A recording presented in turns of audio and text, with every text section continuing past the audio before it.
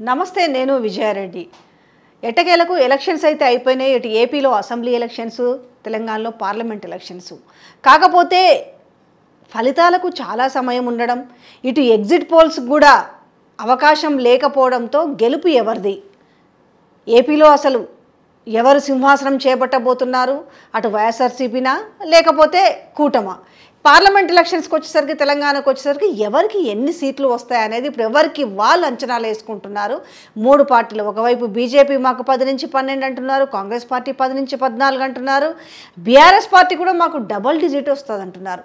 అసలు ఇంతకీ జనరల్గా అంటాం కదా, బ్యాలెట్ బాక్స్లో అయితే మొత్తానికి వాళ్ళ జాతకం ఉంది, ఎవరిని పలకరించినా కూడా ఏమో ఎవరి జాతకం ఎట్లుందో అంటుంటారు. నిజంగా జాతకాలు ఎలా ఉన్నాయి, ఎవరికి ఎన్ని సీట్లు వస్తాయి, ఎవరు అధికారం చేపట్టబోతున్నారు, ఈ విషయాలని తెలియాలంటే మనతో ఉన్నారు మంతా సూర్యనారాయణ శర్మ గారు. అడిగి అసలు ఎవరి జాతకాలు ఏ రకంగా ఉన్నాయి అనేది ఆ జాతకాలు బయటపెట్టే ప్రయత్నం చేద్దాం. సార్ నమస్తే. సార్ నమస్కారం అమ్మా. శుభోదయం. మీకు సినిమాకి రాజకీయాలకి మీకు కూడా విడదీయరాని సంబంధం అయిపోయింది కదా. అటు సినిమా వాళ్ళు రాళ్ళు ధరిస్తున్నారు, ఇటు రాజకీయ నాయకులు ధరిస్తున్నారు. కంపల్సరీ ఇప్పుడు ఎవరి జాతకాల టైం చాలా లేటుగా ఉంది ఫలితాలకి, ఎందుకంటే ఇంకా మిగతా రాష్ట్రాల్లో కూడా జరగాల్సి ఉన్నాయి కాబట్టి ఎగ్జిట్ పోల్స్ కూడా అవకాశం లేదు. దాన్ని చూసన్నా కూడా కొంత స్వాంతన పొందుదాం అనుకుంటే. సో ఇంక ఇప్పుడు జాతకం ప్రకారం ఎవరి జాతకం ఎట్లా ఉంది అనే పరిస్థితి ఉంది. తెలంగాణ వరకు చూసుకుంటే ఎవరికి వాళ్ళు అంచనాలు వేసుకుంటున్నారు. ముందుగా అంటే గతం వరకు, అంటే డిసెంబర్ 3 వరకు కేసీఆర్ గారి జాతకం బాగుంది, ఆయన 2 సార్లు ఆయన ముఖ్యమంత్రి అయిండు. దాని తర్వాత నిజంగానే ఆయన జాతకంలో లేకుండేనా, మళ్ళీ ఎప్పుడు ఆయన జాతకం బాగుంటుంది, ఎందుకంటే ఆయన జాతకం బాగుంటే ఇక్కడ పార్లమెంటు సీట్లు కూడా బాగుంటాయి కాబట్టి. కేసీఆర్ గారి జాతకం గురించి చెప్పాలంటే ఏం చెప్తారు? ఇప్పుడు కేసీఆర్ గారి జాతకం మనం మాట్లాడుకుంటున్నప్పుడు లాస్ట్ టైం కూడా మనం చెప్పాము, ఎప్పుడైతే ఆయన కేసీఆర్ గారు పార్టీ అంటే ఇండివిజువల్ జాతకం ప్లస్ పార్టీ, ఇండివిజువల్ జాతకం బాగున్నప్పుడు గెలుస్తారు. అలాగే ఏంటంటే పార్టీ యొక్క ఆవిర్భవించిన సమయం, టీఆర్ఎస్ అనే ఒక పార్టీ ఎప్పుడైతే ప్రారంభించారో ఆ సమయానికి ఒక బలం ఉంటుంది. అదొక ఉద్యమ పార్టీగా ఉండేది. ఉన్నప్పుడు అంటే ఇది ముందుకు మనం చెప్పే విషయాన్ని మనం ఇంకోసారి ప్రస్తావించింది కాబట్టి చెప్తున్నాం. ఆ టీఆర్ఎస్ అనే పార్టీ ఎప్పుడైతే వాళ్ళు స్టార్ట్ చేశారో దానికి ఉద్యమ పార్టీగా ముందుకు వెళ్ళడము, దానికి ఒక 10 ఏళ్ళు దానికి ఒక యోగము రాజ్యోగం ఉంది. బట్టి ఆ పార్టీ బలోపేతంతో కేసీఆర్ అనే ఆయన దాంతో కలిసి ఉండడము, ఇది ఒక గుడ్ కాంబినేషన్. ఆ కాంబినేషన్లో ఆయన మహారాజా యోగంతో ముందుకెళ్ళిపోయారు. జాతకం ఒక్కొక్కసారి బలహీనంగా ఉన్న పార్టీ బలం ఉన్నప్పుడు ఏంటి అవుతుందంటే ఆ పార్టీ మనిషి యొక్క జాతకాన్ని లిఫ్ట్ చేసేస్తుంది మళ్ళీ. సో ఈ పార్టీ ఆవిర్భవించిన సమయాన్ని మనం తీసుకొని దానికి దశలు అంతర్దశలు ఒక యాంగిల్లో చూడాలి. అలాగే ఇండివిజువల్గా ఆయన జాతకాన్ని దశలు ఎలా నడుస్తున్నాయి, గోచారం నడుస్తుంది అని కూడా చూడాలన్నమాట. రెండు కలిసినప్పుడు we can give the judgement madam. ఒక గ్రాఫ్ వస్తుంది, ఆ గ్రాఫ్ బట్టి మనం ఆన్సర్ ఇవ్వాల్సి వస్తుంది మేడం. సో ఇలా ఉన్నప్పుడు మనం చూసే వెస్ట్ బెంగాల్ చూడండి, మనకు మమతా బెనర్జీ ఓడిపోయింది సింగిల్గా, బట్ పార్టీ గెలిచింది. అక్కడ పార్టీ గెలవంటే మళ్ళీ 3 నెలల తర్వాత మళ్ళీ కంటెస్ట్ చేసింది, తను గెలిచింది. అల్టిమేట్లీ షీ బికమ్ చీఫ్ మినిస్టర్గా అయ్యింది, ముందుకెళ్ళింది, మనం చూసాం ఇది. సో అలా ఎన్నోసార్లు ఎన్నో సందర్భాల్లో ఇండివిజువల్ ఎవరైతే ప్రధాన వ్యక్తి ఉంటారో ఆయన ఓడిపోతుంటారో, పార్టీ గెలుస్తుంటారు, అంటే సీట్లు ఎక్కువ వస్తుంటాయి. సో డెఫినెట్గా ఆయన ముఖ్యమంత్రి క్యాండిడేట్ కాబట్టి ఆయన్ని గెలిపించేస్తారు. ఆయన ఏం చేస్తారంటే ముఖ్యమంత్రిగా ఉంచి తర్వాత 6 నెలలు ఎక్కడో చోట గెలవమని చెప్తున్నారు. ఇలాంటి సంఘటనలు మన రాజకీయాలు ఎన్నోసార్లు జరగడం చూసాం. సో అలాగేంటంటే ఇండివిజువల్ జాతకం చూసినప్పుడు కేసీఆర్ జాతకానికి ఒక బలం ఉంది కాబట్టి ఆయన ఎమ్మెల్యేగా గెలిచారు, బాగుంది. సో పార్టీకి బలం ఉందా లేదా అంటే అప్పుడు టీఆర్ఎస్ నుండి బీఆర్ఎస్ కింద మార్చినప్పుడు, ఇది చాలాసార్లు నేను చెప్పాను, మళ్ళీ ఇంకోసారి రిపీట్ చేస్తున్నాడు, ఇది ఇండివిజువల్ పార్టీ అయిపోయింది. ఇది ఒక చెప్పాలంటే ఒక ఉద్యమ పార్టీ కింద కాలేదు. అది టీఆర్ఎస్ అనేది ఉద్యమ పార్టీ, బీఆర్ఎస్ అనేది ఆయన ఇండివిజువల్ పార్టీ. భారత్ అని పేరుతో పెట్టారు కానీ బట్ దానికి బలం అనేది కేంద్రీకరించడానికి దానికి కొంత సమయం పడుతుందన్నమాట. దాని దశలు ఒక రకం ఉంటాయి.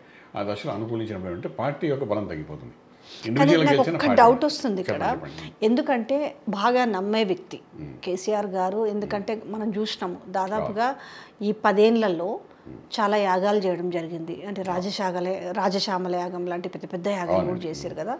ఖచ్చితంగా ఇవన్నీ కూడా జాతక ప్రకారము చూపించుకొని పెట్టుంటారు కదా, ఉండదా? ఆ ఆస్కారం లేకుండానే మార్చుంటారు అనుకోవచ్చు ఒకవేళ, ఎందుకంటే ఆ సెంటిమెంట్లు బాగా నమ్మే వ్యక్తుల్లా కనిపిస్తున్నారు కదా. అల్టిమేట్లీ జాతకం ఈజ్ అల్టిమేట్ అండి. ఫ్రాంక్లీ స్పీకింగ్ నేను నమ్మాను. గత 30 సంవత్సరాలు నేను చెప్తున్నాను, 28, 27 సంవత్సరాల జాతకాలు చెప్తున్నాను. నేను అనేది ఏంటంటే జాతకం ఈజ్ అల్టిమేట్. ఏ మనిషి కలిసే కొందరు దాన్ని తెలుసుకుంటే కొంత తెలుసుకోనంత మాత్రం జాతకం పనిచేయట్లని కాదు. మన గోడ అవతల ఏంటి ఉందని మనకు కనబడలేదు కదా అని అక్కడ ఏం లేదని అర్థం కాదు కదండి. సో మనం మనిషి పుట్టగానే మనకేంటంటే బాబు బేబీ గర్ల్ పుట్టగానే హాస్పిటల్ ఏ విధంగా ఒక షీట్ తయారవుతుంది, వాడికి మెడికల్ షీటు, వాడికి ఏంటేంటి వేయాలి, ఏ నెల ఏం వేయాలి, ఈ సంవత్సరం మందు వేయాలి, ఇవన్నీ షీట్ తయారవుతుంది కదా. అలా మన పుట్టగానే భగవంతుడు రాసిన ఒక చక్రం తయారైపోతుంది.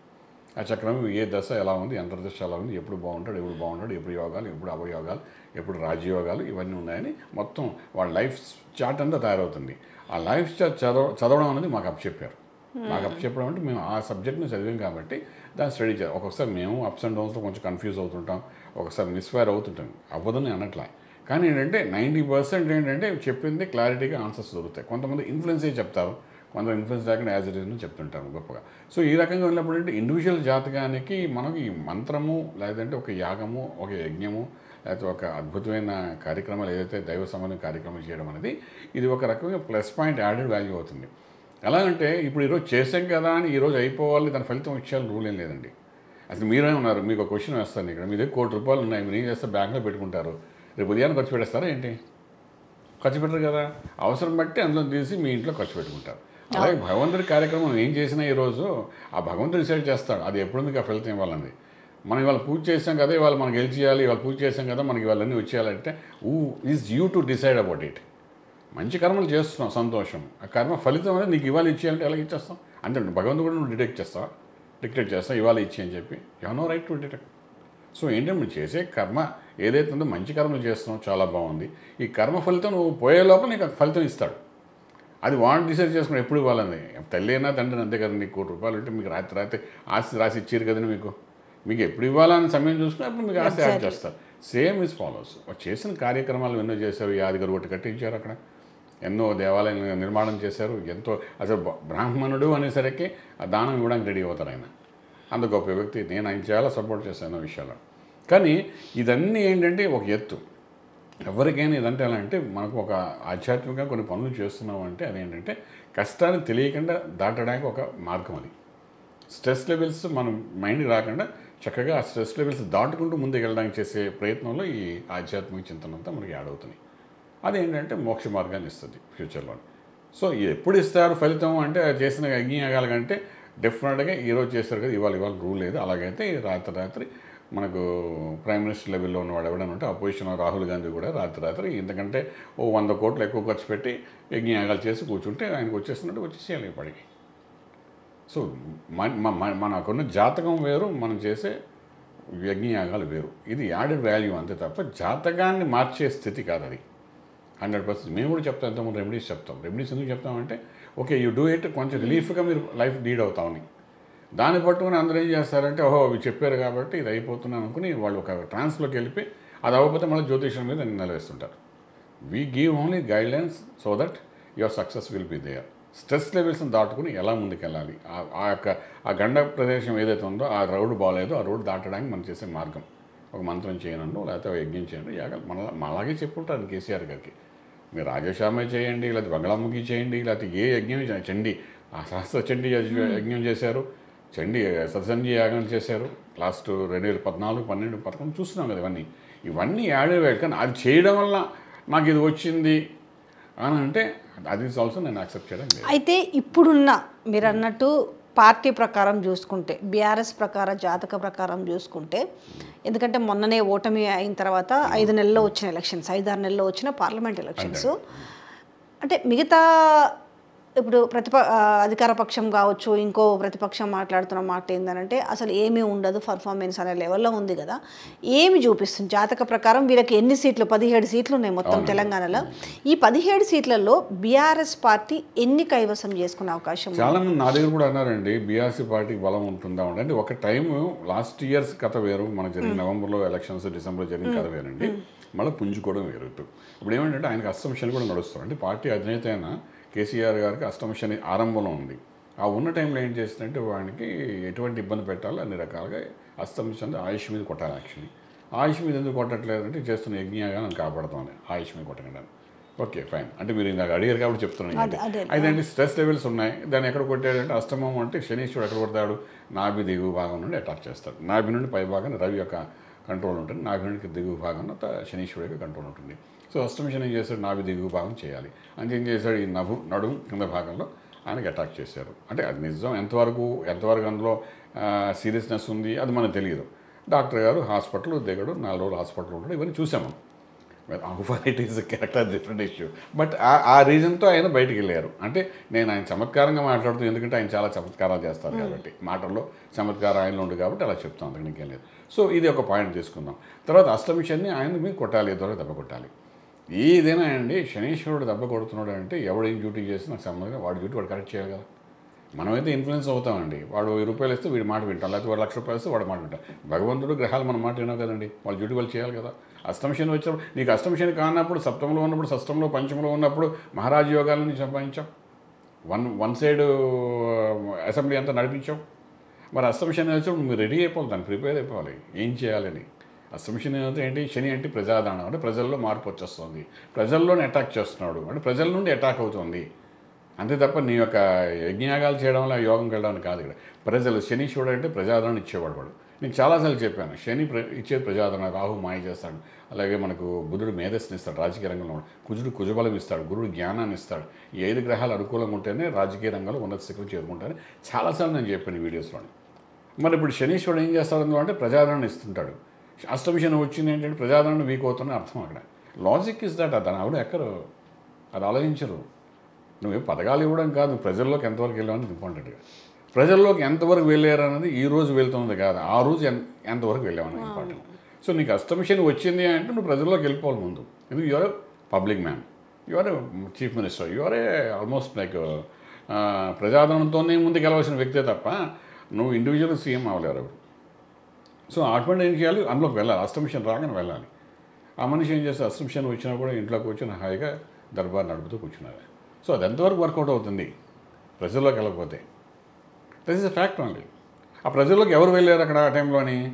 ఈయన ఇచ్చిన గ్యాప్ ఏదో, ఆ గ్యాప్ని ఫిలప్ చేసుకుంది ఎవరంటే అపోజిషన్ పార్టీస్. అక్కడే ప్రజల్లోకి వెళ్ళి మళ్ళీ మమైక్యమై ముందుకు కానీ వెళ్ళగలిగితే, అష్టమి శని ఏంటంటాడు, ప్రజల్లోకి వెళ్తేనే కానీ నీకు ఫలితం రాదంటాడు.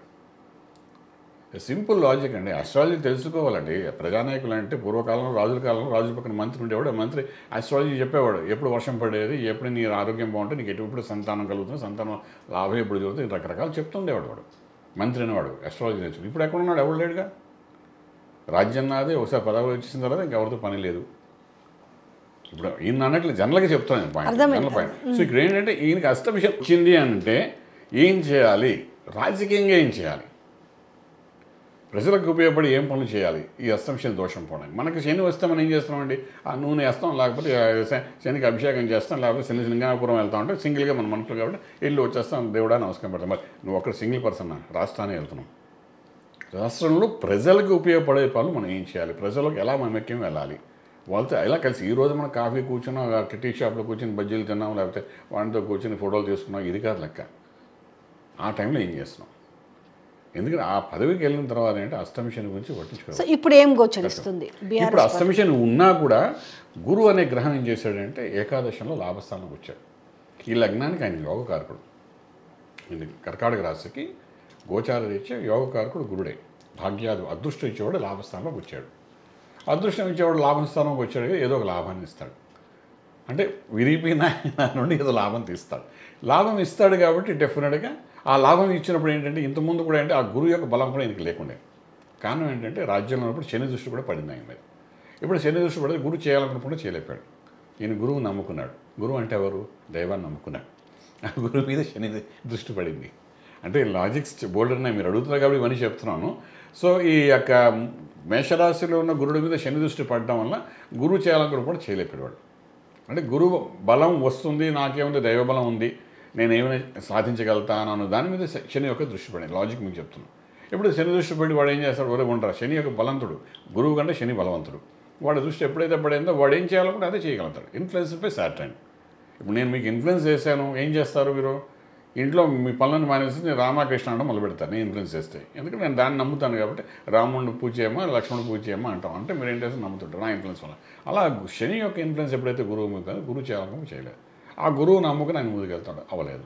ఆ గురువు ఇప్పుడు ఏంటంటే బృహస్పతి వృషభంలోకి వచ్చాడు, ఏకాదశం లాభస్థానంలోకి వచ్చాడు. లాభం వచ్చి ఏదో ఒక లాభం ఇస్తాడు. ఏం కావాలో లాభం ఆయనకి? ఇప్పుడు జరగాలి ఏదో లాభం. లాభం జరగాలంటే పోయింది పోయింది, మళ్ళీ ఒక గెలుపు అనేది లాభం. గెలుపు అనేది లాభం అంటే ఏంటంటే మిగిలిన వాళ్ళకంటే ఒక సీట్ ఎక్కువ వచ్చినా అది లాభమే. As simple as that. ఇప్పుడు మీరు 17 సీట్లు ఉన్నారు, 17 సీట్లు అని మనకు అపోజిషన్లో బీజేపీ ఉన్నా ఒకటి కాంగ్రెస్ ఉన్నా, ఆ కాంగ్రెస్ కంటే ఒక్క సీట్ ఎక్కువ వచ్చినా మన లాభమే. As simple as that. ఖచ్చితంగా అక్కడ ఉన్న మీకు సింపుల్గా ఆన్సర్ చెప్పేస్తున్నాను, కాంగ్రెస్ మీద బీజేపీ మీద కంటే ఒక సీట్ ఎక్కువగానే వస్తుంది వీటికి, ఇంట్లో నో డౌట్. కానీ అది అంటే మీరు చెప్తున్నది చూసి ఇప్పుడు ఈ వీడియో పబ్లిష్ అయిన తర్వాత కూడా కామెంట్స్ కూడా అంటే మీరు చెప్పే ఆస్పెక్ట్ ఏమో ఆస్ట్రాలజీ ప్రకారం మీరు చెప్పుకుంటారు, మీరు ఏముంది ఎట్లుందని.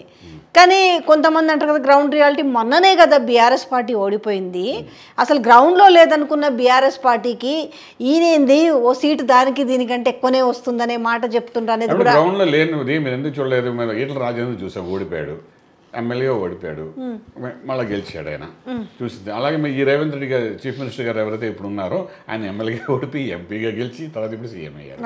మరి ఎమ్మెల్యేగా ఓడిపోయిన వ్యక్తి ఎంపీగా ఎలా గెలిచారు 3 నెలలు తిరగకుండా అని చూసాం కదా, గ్రౌండ్స్ ఇవన్నీ చూసాం కదా, చేంజెస్ చూస్తాం కదా. అంటే ఇప్పుడు పబ్లిక్ అదే ప్రజలకే ఉపయోగపడేది. ప్రజలు అయితే మీరు రేవంత్ రెడ్డి గారి విషయం ఒకటి వచ్చింది కాబట్టి చెప్తాను నేను. ఎందుకంటే వాళ్ళ ఇల్లు ఉంది, ఇల్లు ఉంటే ఏమైందంటే మెయిన్ గేట్ ఉంటుంది కదా, ఇల్లు మెయిన్ డోర్ కాకుండా మెయిన్ గేట్ అటువైపు ఉందని ఎవరో న్యూమరాలజీ ప్రకారం బాగాలేదు, నువ్వు అందుకే ఎమ్మెల్యేగా ఓడిపోయినావు అని చెప్పేసి దాన్ని తీసి ఇటువైపుకి పెట్టారు. నిజంగా పెట్టి దాని తర్వాత ఎక్కడికో పోతే ఒక తర్వాత కొన్ని రోజులు వెండి చేతికి కొన్ని రోజులు వెండి కడియం కూడా ఉండింది, గుర్తుందా?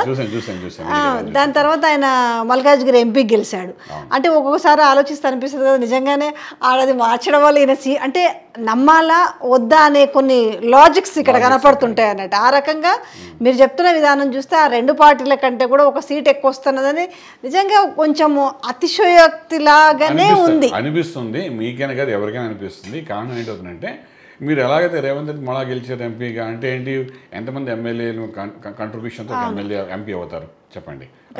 ఒక ఎమ్మెల్యే కూడా లేరు అప్పుడు వాళ్ళకి. లేదు, అక్కడ ఎవరైనా ఉన్నారు ఆ టైంలోని? ఎవరు లేరు. లేకపోతే ఎంపీగా ఎలా గెలిచారు ఆయన అక్కడ? అలాగే నేషనల్ ఇప్పుడు ఎంపీ లెవెల్స్ వెళ్ళిన వాళ్ళు 2-3 మనం చూసాం. ఎవరు మన కిషన్ రెడ్డి గారిని చూసాం, అంతేనా కిషన్ రెడ్డి గారు కూడా చూసాం కదా, బీజేపీ అని గెలవడం చూసాం. అది ఎలా గెలిచేసారు? ఎలాగైనా ఆల్రెడీ సెంట్రల్ మినిస్టర్ కూడా అయిపోయారు ఆయన. సో ఇదన్నీ ఏంటంటే ఇవన్నీ దేని వల్ల జరుగుతుంది, ఇక్కడ జాతకంలో ఉంటేనే జరుగుతుంది. అదైతే as it is I'm telling you. ఇక్కడ ఏంటంటే ఇండివిజువల్ జాతకంలో ఒక దెబ్బ కొట్టాలని అష్టమ శని వచ్చినప్పుడు డెఫినెట్గా దెబ్బ కొట్టాలి. దెబ్బ కొట్టాలి కాబట్టి ఎక్కడ ఈయనకి దేని మీద అనురాగం ప్రేమ అభిమానాలు ఉన్నాయంటే పదవి మీద ఉంది, సో అక్కడే కొట్టాలి. సో అక్కడే కొట్టాలి కాబట్టి ఆ పదవి మీద కొట్టాడు ఆయన శనీశ్వరుడు, కింద దిగారు. మళ్ళీ అర్థం చేసుకుని కనీసం ఈ వీడియో చూసిన తర్వాత కొన్ని విషయాలు అర్థం చేసుకుని ప్రజల్లోకి వెళ్ళి కరెక్ట్గా అది ప్రజలకి పల్స్ని పట్టుకోవడం ప్రయత్నం చేస్తాయి. ఎన్నో చేసే పథకాలు. ఈరోజు మా స్ట్రీట్లో ఒక లైట్ వెలుగుతున్నా, మా రోడ్డు సీసీ రోడ్స్ వచ్చినా, లేకపోతే వాటర్ లెవెల్స్ 0 లెవెల్లో మనం వాటర్ ఎంజాయ్ చేస్తున్నా, ఇవన్నీ ఏంటి టీఆర్ఎస్ గవర్నమెంట్లో వచ్చినాయి. మనం we are not denying it.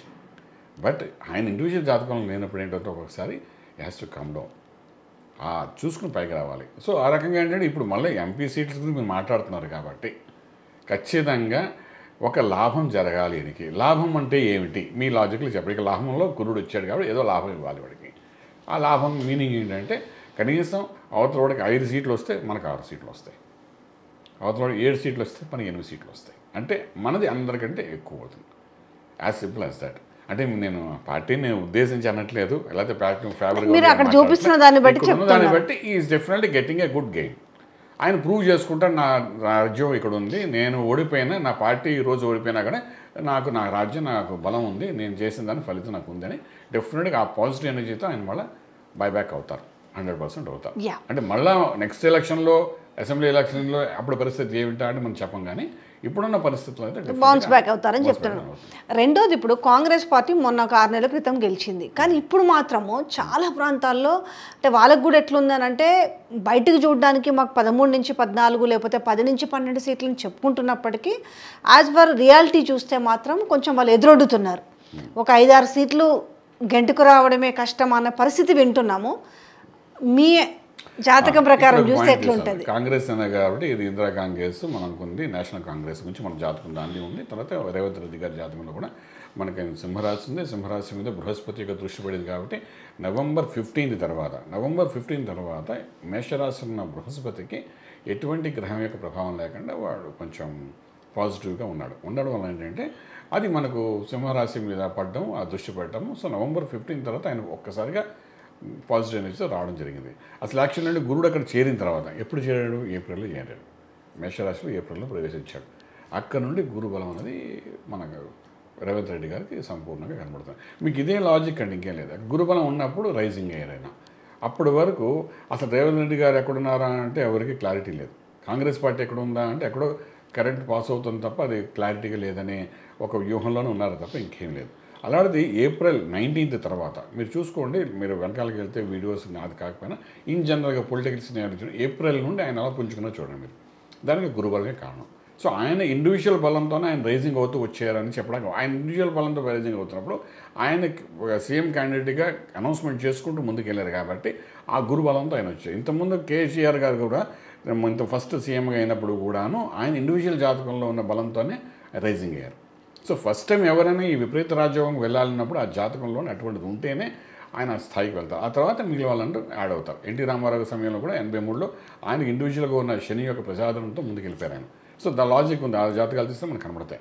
So అలా తీసుకున్నప్పుడు ఏంటంటే రేవంత్ రెడ్డి గారు గురుబలం ఉండడం వల్ల అంటే ఇది ఒక మ్యాజిక్ జరిగినట్టుగా ఆయనకి ఎక్కడ ఉన్నారో ఆయన తెలియదు. ప్రజాదరణ ఎలా వచ్చినాయంటే పబ్లిక్లో నడవడం, పబ్లిక్లో వెళ్ళడం, పబ్లిక్తో మాట్లాడడం, ఇవన్నీ ఆయన చేసుకుంటూ వస్తూ కవర్ చేసుకుంటూ గురువు అంటే గైడ్లైన్స్ ఇస్తాడండి. అంటే ఈ ప్లానెట్ ఏం చేస్తున్నాడంటే బేసిక్గా ట్యూన్ చేసేస్తాను మనిషిని ఆ టైంకి. ఇప్పుడు చూడండి, ఒకప్పుడు మనం చిన్నప్పుడు చిన్న చిన్న విధవేషాలు వేస్తుంటాం. ఒక టైం వచ్చేసరికి మనం మంచి వాళ్ళకి తయారైపోతుంటాం. అంటే ట్యూన్ మనం అదే మనిషి కానీ గ్రహం మారింది, ఇప్పుడు ఎట్లుంది ఇది అలాగే అన్నమాట. ఇప్పుడు ఏమంటే ఆ గురు బలం ఏదైతే ఉందో తగ్గింది ఇప్పుడు ఆయనకి. తగ్గడంతో ఈ మేషంలో వృషభంలోకి వెళ్ళాను నాకు చెప్పాను కదా, వెళ్ళేసరికి అంటే ఈయనకు గురుబలం డైరెక్ట్ గురుబలం తగ్గింది. సో ఎప్పుడే జరిగింది? May 1 నుండి తగ్గింది. అది మనకు ఎలక్షన్ అయింది May 13. సో తగ్గిన తర్వాత తగ్గినట్టు చూపిస్తాడు. ఆ తగ్గడమే కాకుండా May 1 నుండి May 11 వరకు ఈ పుష్కరాలు ఈ హడావుల్లో గురుడు కొంచెం బిజీగా ఉంటాడు. ఎక్కడ ఉంటాడంటే నర్మదా నది దగ్గర ఎంజాయ్ చేస్తుంటాడు గురుగ్రహం. వాడు మిగిలినంత అంటే దేవుడన్నా గురుగ్రహం అన్నా ఇప్పుడు అది మారడం వల్ల నర్మదా పుష్కరాలు మొదలయ్యాయి. సో ఇదేమవుతుందంటే ఈ గురువు ఎప్పుడైతే మారాడో ఈ మారడం అనేది సడన్గా మారడం. ఈ సడన్గా మాడినప్పుడు కూడా ఇంతకుముందు కూడా రేవంత్ గారి జాతకం చూసినప్పుడు చెప్పాను, ఈ May 1 లోపల ఆయనే సంక్షేమ పథకాలు కానీ ఇంకేదైనా ప్రజలకు ఉపయోగపడే పనులు కానీ ఏదైనా ఒక హైప్ చేసి సక్సెస్ఫుల్గా రిజల్ట్ వచ్చే ఓరియంటెడ్ చేయగలిగితే ఆయన ఓకే. అదర్వైజ్ అక్కడ నుండి డిక్రియేషన్ అవుతూ ఉంటుంది, కొంచెం బలం ఆయన తగ్గుతుంటుంది. ఈ లోపల ఆయన స్ప్రెడ్ చేసుకోవాలి అన్ని రకాలుగా అని చెప్పి ఆయన గెలిచిన తర్వాత May 1 లోపల ఆయన ఏం చేయగలుగుతాడని మోస్ట్ ఇంపార్టెంట్ రోల్ ప్లే చేస్తుంది. లేకపోతే కాంగ్రెస్ కొంచెం కష్టంగా ఉంటుంది ఆ రకంగా. అంటే ఈయన పదవికి కొంచెం కష్టం కూడా ఉంటే కూడా కష్టం అంటే ఇంకా స్ట్రెస్ లెవెల్స్ పెరిగిపోతాయి. ఇప్పుడు మీకు తెలియదు ఏముంది, పైనుండి కవర్ వస్తేనే మనిషి మారిపోతుంటారు ఇక్కడ కాంగ్రెస్లో ఉన్నది. సో ఏమైనా స్ట్రెస్ లెవెల్స్ పడి 8 ఇంకేమైనా కేసు కనపడితే డెఫినెట్గా పైనుండి ఒక కవర్ వచ్చేస్తుంది ఆటోమేటిక్గా. సో ఇవన్నీ కాంగ్రెస్లో చాలా అలవాటైన విషయాలు ఇవన్నీ. సో అంచేనంటే ఎప్పుడైతే గురుబలం తగ్గిందో May 1 నుండి ఆ తర్వాత ఈ ఎలక్షన్స్ జరిగాయి కాబట్టి సో ఆయన ఎంత హైప్లో వెళ్తున్నాడో ఆ హైప్ కంటే ఎంతో కొంత తగ్గాలి. ఇందాక చూసారా గురుబలం లేనప్పుడు ఇంక ఎలాగైతే ఓడిపోయినప్పుడు ఈయన గురుబలం తగ్గినప్పుడు ఈయనకు ఒక మార్క్ తగ్గాలిగా. లాజిక్ ఆలోచిద్దాం. గురుబలం తగ్గిందంటే ఒక మార్గం తగ్గాలి, అంటే అవతలవాడి కంటే ఒక మార్క్ తగ్గాలి. కాంపిటీషన్లో యుద్ధానికి వెళ్తేటప్పుడు కానీ ఎగ్జామ్ రాసేటప్పుడు ఏమైనా తగ్గాలి కాబట్టి డెఫినెట్ ఈ జాతకం ఎగ్జామ్ ఒకటి తగ్గాలని ఉంది, మన కేసీఆర్ గారి జాతకం కూడా ఒకటి పెరగాలని ఉంది. సో డెఫినెట్గా రెండు మ్యాచ్ అవుతున్నాయి కాబట్టి ఇది మనం ఎలా తీసుకుంటామని డిఫరెంట్ థింగ్, బట్ డెఫినెట్గా ఒకటి తగ్గడానికి అవకాశం. What about BJP? న్యూట్రల్ అండి. బీజేపీకి ఓవరాల్గా మనం తీసుకుంటున్నాం. ఇక్కడ ఉన్న సీట్ల ప్రకారం ఎప్పుడూ వాళ్ళు హడావిడి చేస్తూనే ఉంటారు. బట్ ఆంధ్రాలో కానీ తెలంగాణలోనికి వాళ్ళకి కానీ హైప్స్ ఎక్కువ కనిపించింది. ఇప్పుడు కొద్దిగా లాస్ట్ 2-3 ఇయర్స్ నుండి మనకు కనిపిస్తాం. కానీ మనకు మ్యాక్సిమం చేసుకుంటే ఒక 4 సీట్ల వరకు అయితే అటు ఇటుగా మనకు కనిపించే అవకాశం. 4 సీట్స్ కొంచెం స్ట్రాంగ్ ఉన్నాయి. అంటే బీజేపీ మనం నేషనల్ లెవెల్లో మనం చూస్తున్నప్పుడు 280+ మనకు కనిపిస్తుంది.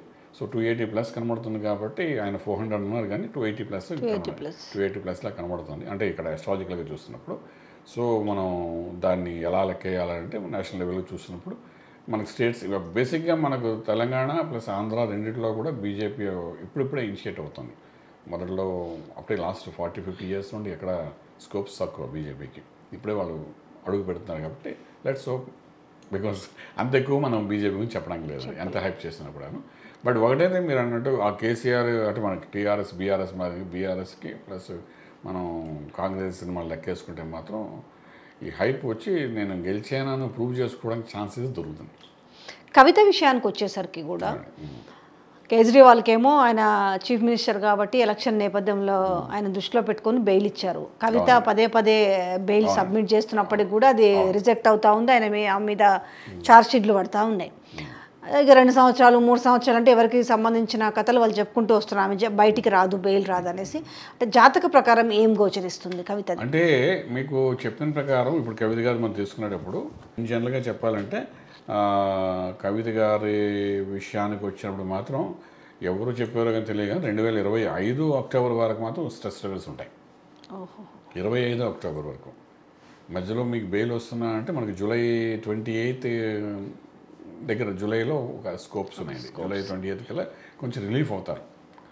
దానికి రూల్స్ కండిషన్స్ పెట్టి, బట్ ఇట్స్ ఎ టెంపరీ కింద మనం చెప్పొచ్చు అండి. ఇది దానికి చాలా చిక్కులో పడినట్టు లెక్క అన్నమాట. ఒక దిగ్బంధం జరిగినట్టే ఆవిడకి, అంతకని ఇంకేం లేదు. బట్ ఇది స్ట్రెస్ లెవెల్స్ 2025 అక్టోబర్ వరకు అయితే ఉంటుందండి. స్ట్రెస్ లెవెల్స్ దీనికి సంబంధించింది ఉంటుంది. 2025 నుండి రిలీఫ్ అవుతుంది. ఇప్పుడున్న పరిస్థితుల్లో ఆవిడని మనం గురించి ఆలోచించకుండా ఉంటేనే కొంచెం పార్టీ బలం పెరుగుతుందని చెప్పచ్చు. యాక్చువల్లీ వీళ్ళు ఈ పని చేయడం లాస్ట్ ఇయర్ నవంబర్లో డిసైడ్ అయ్యారండి ఈ జాతకానికి.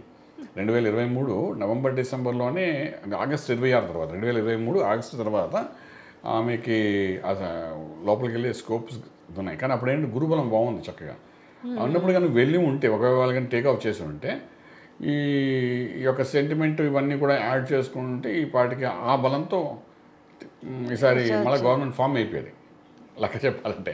కానీ అక్కడ గురుబలం బాగుంది. వాళ్ళు ఆ టైంలో వీళ్ళు ఏం చేస్తారో మన మొత్తాన్ని తెలియదు. ఆవిడకి బెయిల్ అంటే లోపలికి వెళ్ళలేకంటే బయటకు వచ్చేసారు ఆవిడ. ఆగస్టు 26 తర్వాత ఆవిడకి. అంటే ఎంత కాలం ఉంటుంది యాక్చువల్గా? ప్రతిదీ కూడా గురుబలం మీదనే డిపెండ్ అయి ఉంటుంది కదా. గురువు బాగున్నప్పుడు బాగుంటుంది జాతకం అనేది, అంటే వాళ్ళ లైఫ్ లైన్ బాగుంటుంది అనేసి చెప్తుంటారు. అంటే ఎంత కాలం ఉంటుంది ఈ గురువు బలం అనేది? ఈ గురువు బలం అంటే ఇది ఒక గురువు యొక్క బలంతోనే కాదండి. శని బలం, గురు బలం అంటే ఆ అమ్మాయి జాతక ప్రకారము దేని బలం మనం రిసీవ్ తీసుకోవాలి, కన్సిడర్ చేయాలి అనేది ఇంపార్టెంట్ ప్రయత్నం చేస్తామన్నమాట. ఇప్పుడైనా ట్రాన్సిట్లో అంటే ఒక దశకి వెళ్ళడానికి లగ్న ప్రకారం, దశ అంతర్దశ ప్రకారం ఒక యోగంలోకి వెళ్ళిపోతాడు, మహార్దశ ప్రకారం వెళ్ళిపోతాడు. ఫర్ ఎగ్జాంపుల్ మనం తీసుకుంటే కేసీఆర్ ఒక మహార్దశ పట్టినండి, ఆయనేమో సీఎం అయ్యారు. ఆ సీఎం అయిన తర్వాత ట్రాన్సిట్లో గురుబలం, శని బలం, కుజబలం ఇలాంటి బలాలు ఏం చేస్తుంటాయంటే అప్స్ అండ్ డౌన్స్ చేస్తుంటాయి. అంటే సేమ్ అయినంత మాత్రాన అప్స్ అండ్ డౌన్స్ ఉండవు ఆయనకి, ఆ పోస్ట్లో ఉంటాయి కదా. ఈ అప్స్ అండ్ డౌన్స్ చేసేవి ఈ ట్రాన్సిట్ గోచారంలో ఈ బలాలు పెరిగినప్పుడు తగ్గినప్పుడు ఈ స్ట్రెస్ లెవెల్స్ అన్నీ అవుతాయన్నమాట. సో ఆ రకంగా గోచారంగా తీసుకున్నప్పుడు గురుబలం అనేది చాలా ఇంపార్టెంట్ రోల్ ప్లే చేస్తుంది. శని, గురువు ప్లస్ రాహుకేతులు ఈ 4 యొక్క ప్లానెట్స్ యొక్క ఇన్ఫ్లుయెన్స్ బట్టి మనకు అమ్మాయి కానీ అబ్బాయి కానీ ఎవరు కానీ పొలిటికల్ లీడర్స్ ఎవరైతే ఉంటే వాళ్ళకి స్ట్రెస్ లెవెల్స్ ఎలా ఉన్నాయి, వాళ్ళు లోపలికి వెళ్తారా, బయటకు వస్తారా, కోర్టు వ్యవహారాలు ఉంటాయా, లేకపోతే లీగల్ ఇష్యూస్ ఉంటాయా, లేకపోతే పొలిటికల్గా ఆయన ముందుకు వెళ్ళినప్పుడు ఏమైనా యాక్సిడెంట్స్ జరుగుతాయా, లేకపోతే పొలిటికల్ సీట్ నుండి కింద పడిపోతారా, ఎనీ రీజన్ ఏదో రీజన్ జరిగితే వాళ్ళు రిజనేషన్స్. What about KTR? అంటే చాలామంది అంటే కొంతమంది జ్యోతిష్యులు చెప్తూ కేటీఆర్ కూడా పోయే ఆలోచన ఉంది లోపలికి అని మాట్లాడడం ఇవన్నీ జరుగుతున్నాయి కదా. చాలా మంచి ప్రశ్న చేశారు మేడం. ఇది కేటీఆర్ June 24, 1976 అని వచ్చిన ప్రమాణికంగా మృగశిర నక్షత్రం అని చెప్పి వచ్చింది. సో ఈయనకి లగ్నంలోని కర్కాటకం చాలా మండి లగ్నం, రాజకీయంలో మంచి ఆరితేరిన వ్యక్తిగా వెళ్తాను, మంచి ఇంటలెక్చువల్ ప్లానింగ్ అది చేస్తారని. దట్స్ ఫ్యాంటాస్టిక్ ఉందన్నమాట. సో ఇప్పుడు ఈయనకున్న ఇప్పుడు దశల ప్రకారం తీసుకుంటే అంటే గోచారం అవి రెండు కలిపి చూద్దామండి. గోచారం ప్రకారం తీసుకుంటే శని మహాదశ దశ ప్రకారం శని మహాదశలో ఈయనకి ఇప్పుడు రవి యొక్క భుక్తి నడుస్తారండి. అంటే లాస్ట్ ఇయర్ ఆగస్ట్ 28 నుండి ఈ టైం బాగోలేదు. సో అక్కడ నుండి బాగున్నప్పుడు ఏంటంటే ఇక్కడ ఏం చెప్తానంటే అది ఈ సంవత్సరం ఈ ఆగస్ట్ వరకు టైం ఈజ్ నాట్ గుడ్ అని చెప్తాను. సో ఈ ఆగస్ట్ తర్వాత మళ్ళీ ఆయన పుంజుకుంటాడు డెఫినెట్గా. సో ఇప్పుడు మొన్న జరిగిన ఎలక్షన్స్లో ఆయన చేసిన ఫైట్ ఇదంతా ఒక యాడెడ్ వాల్యూ ఆఫ్ 3-4% కంటే ఎక్కువ ఉండదండి.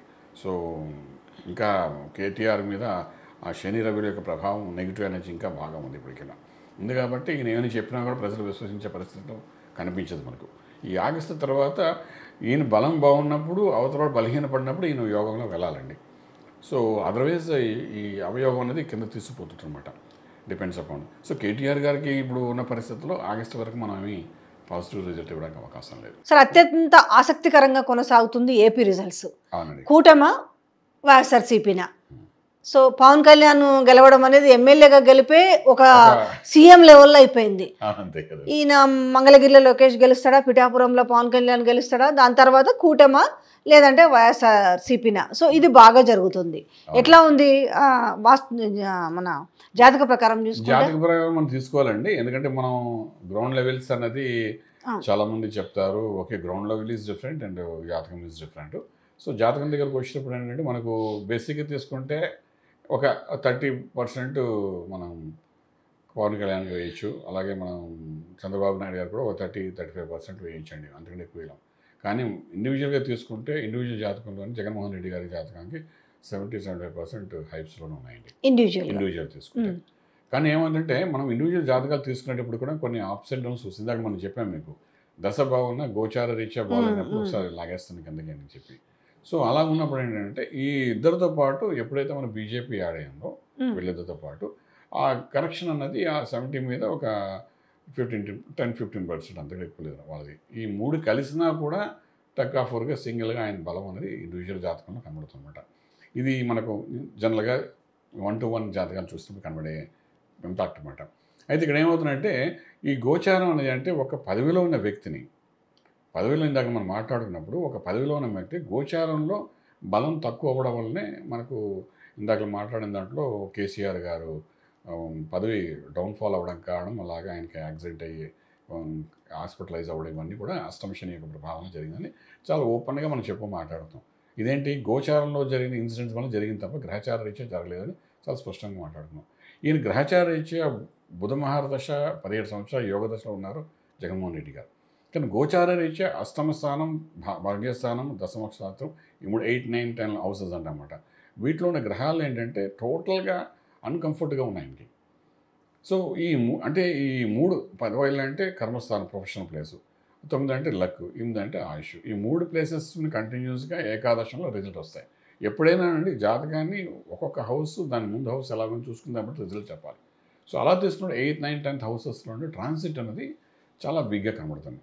వీక్గా కనబడుతుంది ఏంటంటే అది మనం ఇందాక ఇక్కడ తెలంగాణలో మాట్లాడినా ఆ వీక్కి కావాల్సిన, మీరు ఇందాక పూజలు చేస్తారు, యజ్ఞాలు చేస్తారు, యాగాలు చేస్తుంటారు అని అన్నప్పుడు ఫలితం రాదా అని అన్నారు. మరి వీళ్ళు చేయకుండా ఉంటారు, వీళ్ళు కూడా ఏదో చేస్తూనే ఉంటారు. అక్కడ కూడా వాళ్ళ ఇళ్ళలో చాలామంది ఉన్నారు, చేసేవాళ్ళు ఉన్నారు కాబట్టి చేస్తారు డిఫరెంట్గా. కానీ వాళ్ళు వీక్గా ఉన్నప్పుడు ఈ 3 గ్రహాలు వాళ్ళు చేయాల్సిన డ్యూటీ వాళ్ళు చేయాలిగా. సో డిఫరెంట్గా ఏంటవుతుంటే ఈ 151 అనేది స్కోపే లేదు. ఇక లాస్ట్ టైం 151 అనేది 151 రాదు. తర్వాత ఏంటంటే ఇందులో శని అనేవాడు ఇక్కడ ఏం చేస్తున్నాడు, భాగ్యంలో కూర్చున్నాడు, ఇంకి 9th హౌస్లో కూర్చున్నాడు, లక్ ఇచ్చే ప్లేస్లో. వాడు ప్రతిదీ జాప్యం చేస్తూ కూర్చుంటాడు, డిలే చేసుకుని పోతుంటాడు. సో ఈ టైంలో అవతల వాళ్ళ బలం ఎలాగుంది అలా కంపేర్ చేసినప్పుడు మాత్రం ఏంటంటే ఈసారి చాలా టగ్గా ఫోర్గా వెళ్తుంది. సో బొటాబొటిగా పవన్ కళ్యాణ్ గారి గురించి మీరు మాట్లాడుతున్నారు. ఆయన ఇండివిజువల్గా చూస్తే మకర రాశి అయింది కాబట్టి మకర రాశి నుండి శని పక్కకి జరిగాడు. సో మకర రాశి మీద గురుబలం పెరిగింది. ఇందాక మన గురువు గురించి మాట్లాడుకున్నాం కదండి, అందులో గురుబలం పెరగడం. సో గురు డైరెక్ట్గా చూస్తున్నాడు కాబట్టి అది May 1 నుండి, జస్ట్ May 1 నుండి హైప్ అయింది. సో మనం ప్రాక్టికల్గా చూసినా కూడా May 1 తర్వాతే అక్కడ ఒక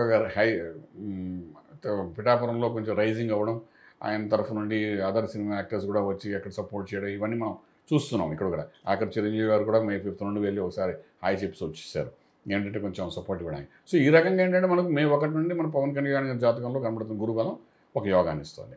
సో ఇవన్నీ మనం దృష్టిలో పెట్టినప్పుడు మాత్రం డెఫినెట్గా పవన్ కళ్యాణ్ గారు ఆ సీట్ నుండి గెలవడం అయితే ఖాయం. ఇది మీరు రాసి పెట్టుకోవచ్చు. ఇంతకుముందు ఓడిపోయేటప్పుడు కూడా ఓడిపోతారని మనం చెప్పారు 2019లో. ఎవరు మన గ్రంథి శ్రీనివాసరావు గారు అగెన్స్ట్గా ఉన్నప్పుడు, గ్రంథి శ్రీనివాసరావు గారి జాతకం చూసినప్పుడు ఆయనకి ఉన్న బలం ఈయన కొంచెం తక్కువ ఉంది. సో చెప్పాం క్లియర్గా, గ్రంథి శ్రీనివాసరావు గెలిస్తే మీరు ఈయన ఓడిపోతారని టీవీ అంటే ఛానల్లోనే డైరెక్ట్ చెప్పామాట. సో ఈసారి ఏంటంటే పవన్ కళ్యాణ్ గారికి బాగాలేదా వంగాగీత గారు మనం చూడక్కలేదండి. ఎందుకంటే ఏళ్ళనాడు శని ఎక్స్పీరియన్స్ చేయడం ఎవరు, పవన్ కళ్యాణ్ గారు. లాస్ట్ 4.5 years నుండి శని ప్రభావం ఆయన మీద ఉంది. సో ప్రజల్లోకి వెళ్తున్నాడే కానీ అక్కడ హైప్స్ అవ్వలేపాడు. అది వదిలేసింది మన లాస్ట్ ఇయర్ వదిలేసింది. వదిలేయడం వల్ల ఏంటంటే ఇంక ఇప్పుడు 3వ స్టేజ్లో ఉన్నాడు శనీశ్వరుడు. ఉన్నప్పుడు యోగం ఇస్తారు, వెళ్తూ మంచి చేస్తారు. ఇవన్నీ మనకు తెలిసిన విషయాలే కదా. సో మంచి చేయాలంటే ఆయన కావాల్సిన మంచి అండి, ఇంకో హీరో అయిపోవడం కాదు కదా, సినిమా హిట్ కాదు కదా. ఇప్పుడు నడుస్తున్న పొలిటికల్ సినారియో ఉన్నాడు, డెఫినెట్గా ఆయన హిట్ అవ్వాలన్నాడు. పొలిటికల్ సినిమాలో హిట్ అవ్వాలి ఆయన. సో డెఫినెట్గా ఆయన ఆ ప్లేస్ నుండి గెలిచేస్తారండి, అందులో డౌట్ ఏం లేదు. ఆయన గెలుస్తారు. ఆయనతో పాటు పార్టీకి కూడా బలం ఉందండి. పార్టీకి బలం ఉంది కాబట్టి ఇప్పుడు ఇండివిజువల్ గెలవడం పార్టీ బలం ఉంటే పార్టీ నుండి ఇంకొక క్యాండిడేట్స్ పెరగడం వేరు. నేను ఇంతకుముందు చెప్పిన ఎపిసోడ్లో కూడా ఒక 12 సీట్స్ వరకు ఆయనకు వస్తాయని క్లారిటీగా నేను చెప్పాను అనమాట. ఓకే. సో అదే నేను స్టాండర్డ్గా ఆలోచిస్తున్నాను. కొంతమంది 14 అంటున్నారు, కొంతమంది ఏమీ రాదంటారు, అసలు వాళ్ళే గెలవలేరేమో అని అంటారు. నేను అస్ట్రాలజికల్గా చెప్తున్నానండి, ఒక బలం అర్థమైంది, అదే ఉంది. జ్యోతిష సో దాని ప్రకారం ప్రకారం ఇప్పుడు చెప్తున్నారు. మీరు గ్రౌండ్ లెవెల్స్లో చూస్తే నిన్న కూడా మేము వెళ్ళాం గ్రౌండ్ లెవెల్స్ వస్తే ఒక్కొక్కరు ఒక రకంగా చెప్తుంటే నేను సరే అవన్నీ ఓ లెక్క వేస్తున్నాను. అస్ట్రాలజికల్ చెప్తుంది ఏంటంటే ఆయనే గెలుస్తారు, ఆయన పార్టీ కూడా కొంత బలం పెరుగుతుంది కాబట్టి పార్టీ బలం పెరుగుతూనే అసెంబ్లీలో ఆయన కొంచెం మాట్లాడగలుగుతారు ఆయన. సో వన్ వే ఆయన యొక్క శాసనం కొంత నడుస్తుంది ఈసారి మాట. డెఫినెట్గా ఆ ఛాన్సెస్ అయితే నేను చెప్పచ్చు. సో ఎనీహౌ చివరిగా మేము చెప్పదలిచేది ఏంటంటే ఏం చెప్పినా కూడా మీరు ఎవరిదైనా కూడా జాతక ప్రకారము వాళ్ళ గురుబలము లేకపోతే వాళ్ళ గ్రహాల ఎలా ఉన్నాయి వాళ్ళ అప్ అండ్ డౌన్స్ దాన్ని మీరు బేస్ చేసుకొని చెప్పగలుగుతారు. సో ఇదండి చూస్తున్నారు కదా, అంటే ఇదే నిజం అవుతుందా ఇదే అబద్ధం అవుతుందని కాదు, మీరు జాగ్రత్తగా అబ్జర్వ్ చేసి మీరు కనుక ఇంటర్వ్యూ మొత్తము చూడగలిగితే లేదంటే వినగలిగితే అర్థమవుతుంది. ఎవరైనా కూడా వాళ్ళ జాతకాల ప్రకారం ఎలా ఉంది అని మాత్రమే ఇక్కడ చెప్పే ఉద్దేశం, అంతకు మించి ఏం కాదు. Thank you so much. శుభం బియాదు.